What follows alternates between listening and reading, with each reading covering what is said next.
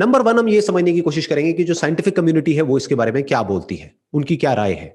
अब वो हम कैसे देख सकते हैं? बहुत ही सिंपल है, गूगल पे जाकर के हमको सर्च करना है इज मैस्टरबेशन हार्मफुल, करके देखते हैं क्या आता है। आप भी ये सर्च करके देख सकते हैं। यहां पर जो टॉप पे लिखा हुआ है that is masturbation can actually be good for your health both mentally and physically, and it's pretty much the safest sex out there. There is no risk of getting pregnant or getting an STD. Masturbation is a normal act used by many to explore their body and feel pleasure. Despite the myths, there are no physical harmful effects. Whether you masturbate is up to you. It doesn't harm your body. The medical community considers masturbation to be a natural and harmless expression. यहां पे इस बात पे ध्यान देना, natural and harmless.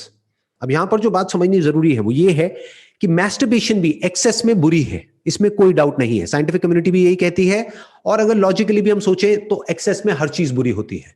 आप ज्यादा खाओगे, ज्यादा पियोगे, वो भी एक्सेस में बुरा है। लिमिट में खाओगे, लिमिट में पियोगे तो कोई बुरा नहीं है। जो इंपॉर्टेंट चीज यहां पर समझने वाली है वो ये है कि ये नेचुरल है, ये कोई अननेचुरल नहीं है, बल्कि सेक्सुअली अपने डिजायर्स को रिप्रेस करना वो अननेचुरल है।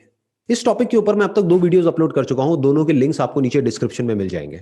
और कहीं भी मैंने ये नहीं कहा है कि आप इसको एक्सेस में करिए।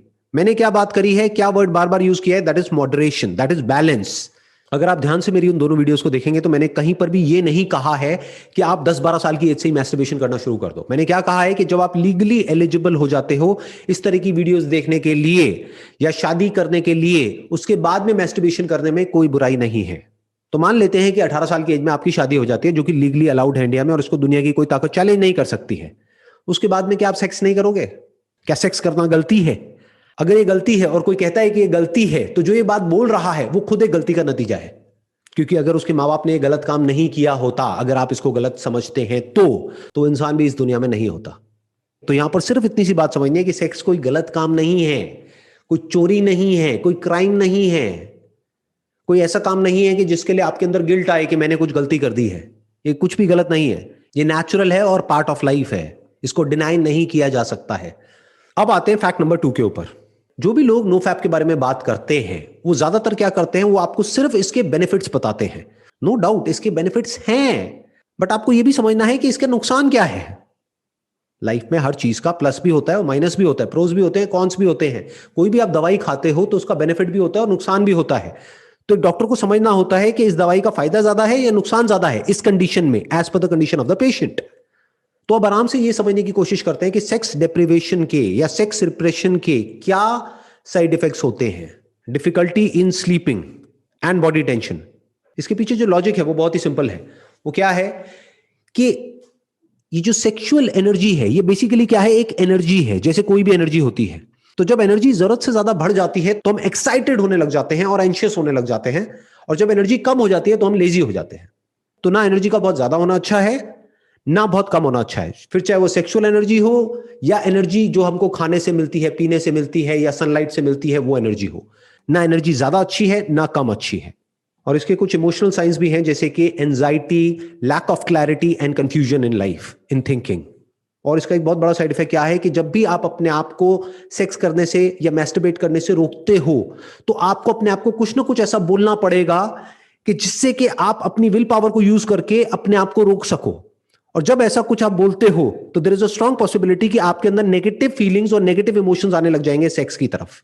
फिर उसके बाद में जब आप किसी रिलेशनशिप में जाओगे तो आपके लिए प्रॉब्लम भी हो सकती है।